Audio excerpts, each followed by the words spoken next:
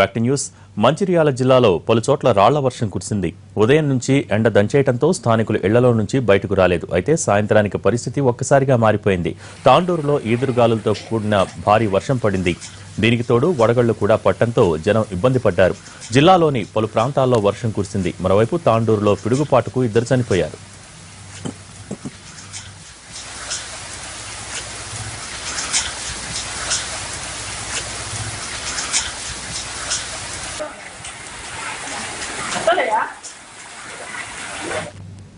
మహబూబ్ నగర్ జిల్లాలో పలు ప్రాంతాల్లో భారీ వర్షం కురిసింది. సాయంత్రం ఉరుములు, మెరుపులు, ఈదురుగాలులతో కూడిన వర్షం కురిసింది. దీంతో జిల్లా కేంద్రంలోని వ్యవసాయ మార్కెట్లో నిలువ ఉంచిన ధాన్యం తడిసి ముద్దయింది.